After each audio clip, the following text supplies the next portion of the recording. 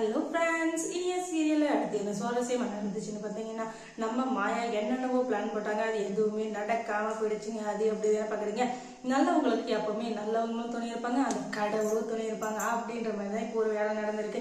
அது என்னன்னா, எப்பவுமே கோவிலுக்கு போகாத, கோவில் குளத்தவே எட்டி பார்க்காத நம்ம மாயா வந்துட்டு திடீர்னு ஒரு நாள் கோவிலுக்கு போகிறாங்க. அது எதுக்காகன்னா, எப்படியாச்சும் எனக்கும் விக்ரமுக்கும் நல்லபடியாக கல்யாணம் ஆகணும், அதுக்கப்புறம் நானும் விக்ரமும் இந்த உலகத்தில் எவ்வளோ சந்தோஷம் இருக்கோ அத்தனை சந்தோஷத்தை அவனை போய்க்கணும் அப்படின்னு சொல்லிட்டு பயங்கரமா வேண்டிக்கிறதுக்காக போயிட்டு இருக்காங்க.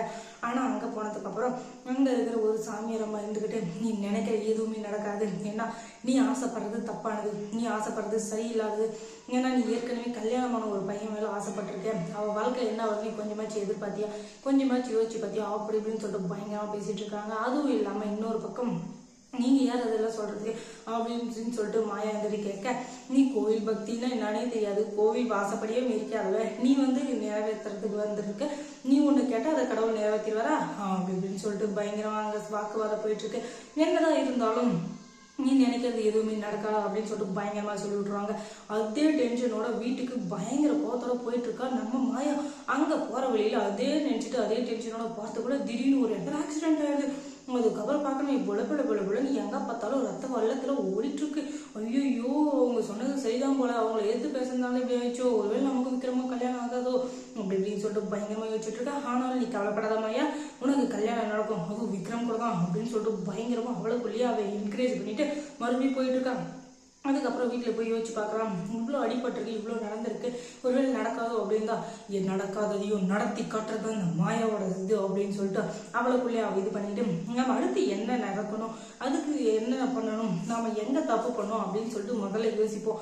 அப்போதான் நம்ம சரியான ஒரு முடிவை எடுத்து சரியான ஆளை கல்யாணம் பண்ணிக்க முடியும் அப்படின்னு சொல்லிட்டு நினைச்சிட்டு இருக்காங்க. அதுக்கு முதல்ல இனியா மேல அந்த விக்ரமுக்கு வெறுப்பு வரணும், அப்பதான் நம்ம நினைச்சது எல்லாமே நடக்கும் அப்படின்னு சொல்லிட்டு பயங்கரமா பேசிட்டு இருக்காங்க. அதுக்கப்புறம் இத்தனை நாளாச்சும் அந்த சிவனாடி நம்மளுக்கு ஹெல்ப் பண்ணிட்டு இருந்தது, இப்ப யார் ஹெல்ப் பண்ணுமா அப்படின்னு சொல்லிட்டு யோசிக்கிறப்பதான் இருக்கவே இருக்க அந்த அமுதா அந்த நாய்க்கு 4 எலும்பு துண்டை தூக்கி போட்டா, அதுக்கப்புறம் நம்ம சொல்றதை செஞ்சுட்டு நம்ம கிட்ட ஏதாவது வாழாட்டிட்டு இருக்கோம் அப்படின்னு சொல்லிட்டு இவ பேசிட்டு இருக்கா மனசுக்குள்ள. அது தெரியாத அந்த அமுதா வந்துட்டு அந்த நேரத்தை கரெக்டா போன் பண்றா, என்ன மாயா எப்படி இருக்கீங்க அப்படி இப்படின்னு கேட்க, அதுக்கப்புறம் தான் நடந்து எல்லாத்தையும் சொல்றாங்க. ஐயோ, அந்த கடவுளுக்கே படுக்கலையா நீ நினைச்சது அப்படின்னு சொல்ல, ஏய் நீ யாருக்கு சப்போர்ட் பண்ற அப்படின்னு சொல்லிட்டு கேட்டா, நான் யாருக்கும் சப்போர்ட் பண்ணலமா, நான் நியாயத்ததானே சொன்னேன் அப்படின்னு சொல்லிட்டு இவங்க சொல்ல, உடனே அவங்க 2 பேருக்குள்ள சின்னதா வாக்குவாதம் நடந்துட்டு இருக்கு. அதுக்கப்புறம் இனியா சீரியல்ல என்ன சுவாரஸ்யமா நடந்திருக்கும் நீங்க தெரிஞ்சுக்கணும்னா நம்ம சேனலை சப்ஸ்கிரைப் பண்ணுங்க, அதோட பக்கத்துல இருக்க அந்த பெல் ஐக்கானையும் கொஞ்சம் கிளிக் பண்ணி விடுங்க. தொடர்ந்து இந்த சேனலுக்கு சப்போர்ட் கொடுங்க, தொடர்ந்து பாருங்க. தேங்க்ஸ் ஃபார் வாட்சிங்.